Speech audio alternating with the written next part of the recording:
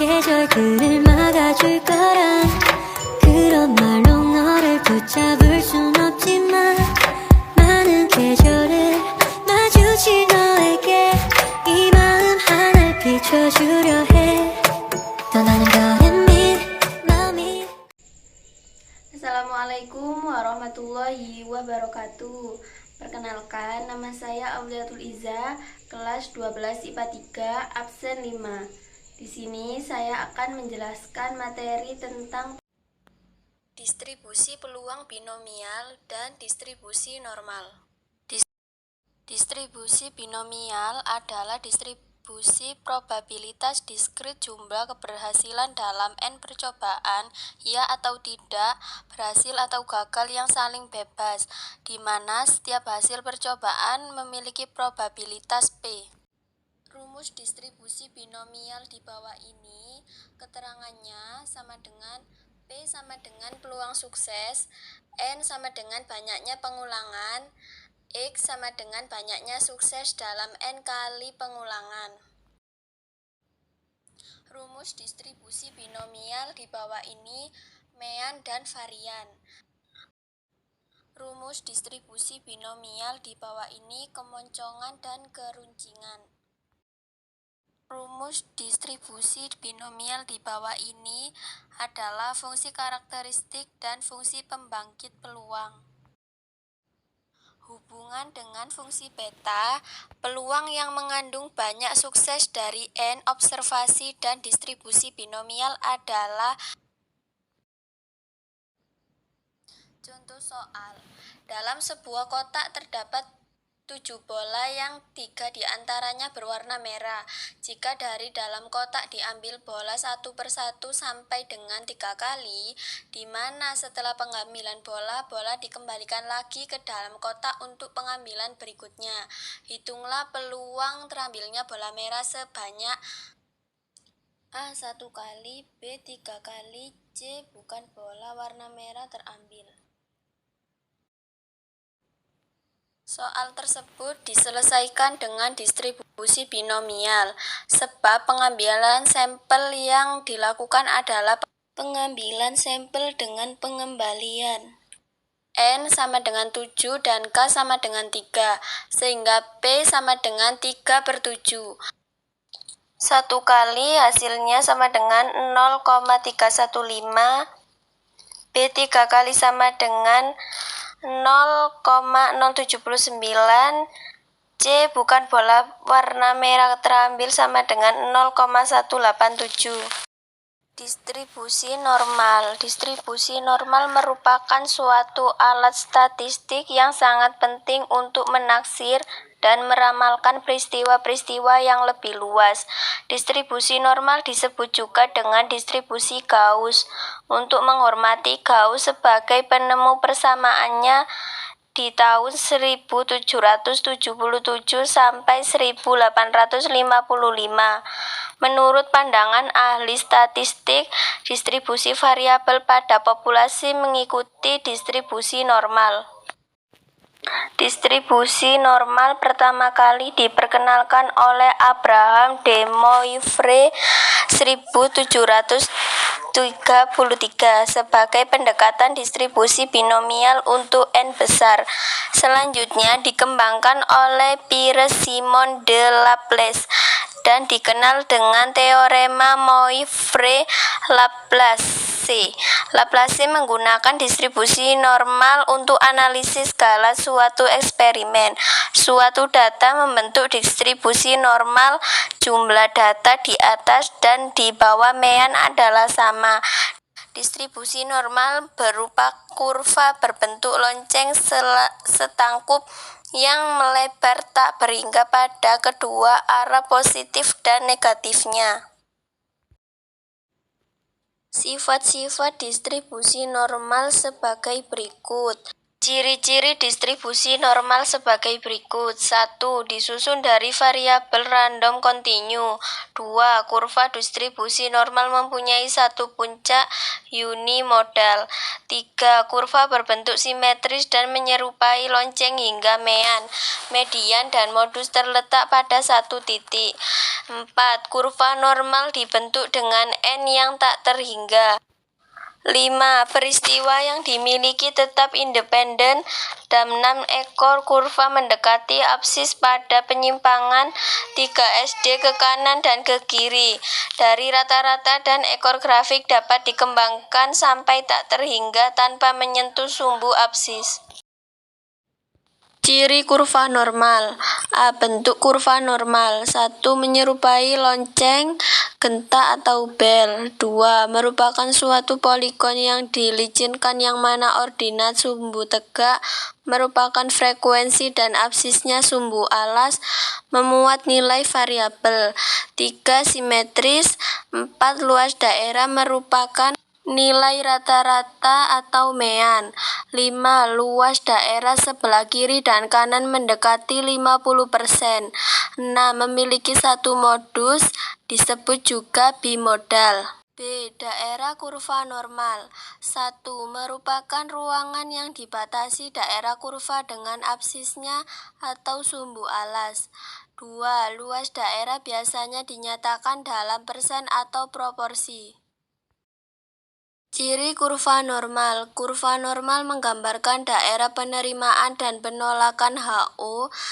Jika pengujian dua arah atau sisi, maka gambarnya sebagai berikut. Jika pengujian satu arah, maka gambarnya sebagai berikut. Rumus distribusi normal bisa dilihat di bawah ini. Cara ordinat distribusi normal bisa dilihat di bawah ini ya. Ini juga ada keterangannya.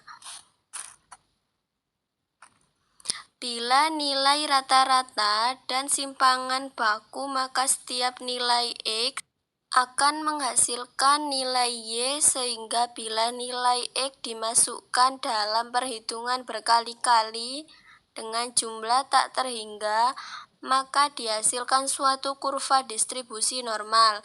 Terdapat banyak kurva normal dengan bentuk yang berlainan tergantung dari besar dan kecilnya simpangan baku. Bila simpangan baku besar, kurva yang terbentuk mempunyai puncak yang rendah. Sebaliknya, bila simpangan baku kecil akan menghasilkan puncak kurva yang tinggi. Dapat pula bentuk kurva normal dengan rata-rata yang berbeda atau dengan rata-rata dan simpangan baku yang berbeda. Cara luas distribusi normal. Kurva normal adalah kurva yang simetris, yang berarti bahwa kurva ini akan membagi luas kurva menjadi dua bagian yang sama. Seluruh luas kurva sama dengan 1 atau 100% dan rata-rata. Membagi luas kurva menjadi dua bagian yang sama, berarti luas tiap belahan adalah 50%. Setiap penyimpangan rata-rata dapat ditentukan presentasi terhadap seluruh luas kurva. Penyimpangan ke kanan dan ke kiri. Penyimpangan 1 SD sama dengan 68,2% dari seluruh luas kurva. Penyimpangan 2 SD sama dengan 95,5% dari seluruh luas kurva. Penyimpangan 3 SD sama dengan 99,7% dari seluruh luas kurva. Cara luas distribusi normal. Proses standarisasi dapat dilakukan dengan transformasi rumus kurva normal standar. Nilai standar sama dengan nilai variabel random min rata-rata distribusi persimpangan baku. Penyimpangan suatu nilai terhadap rata-rata yang dinyatakan dari unit SD. Standarisasi penting dilakukan karena ada variabel random yang memiliki satuan yang berbeda. seperti cm, kilogram, bulan. Untuk memudahkan perhitungan dapat digunakan sebuah tabel yang menunjukkan luas area di bawah kurva normal antara nilai rata-rata dan suatu nilai variabel random yang dinyatakan dalam unit SD. Misalnya, luas 95% adalah 1,96 SD.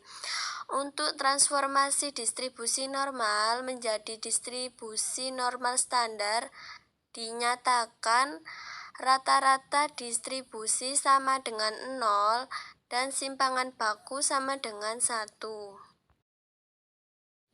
Tabel distribusi normal. Kolom paling kiri menunjukkan nilai Z, tertera angka 0 sampai 3 dengan 1 desimal di belakangnya. Desimal berikutnya terletak pada baris paling atas dengan angka dari 0 sampai 9. Misalnya dari hasil perhitungan diperoleh nilai Z sama dengan 1,96. Maka di kolom kiri kita cari nilai 1,9 dan baris atas kita cari angka 6. Dari kolom 6 bergerak ke bawah hingga pertemuan titik yang menunjukkan angka 0,4750. Berarti luas daerah di dalam kurva normal antara rata-rata dengan 1,96 SD ke kanan adalah 0,475. Karena luas kurva ke kanan dan ke kiri sama, maka luas penyimpangan 1,96 ke kanan dan ke kiri dari rata-rata adalah 0,95 atau 95%.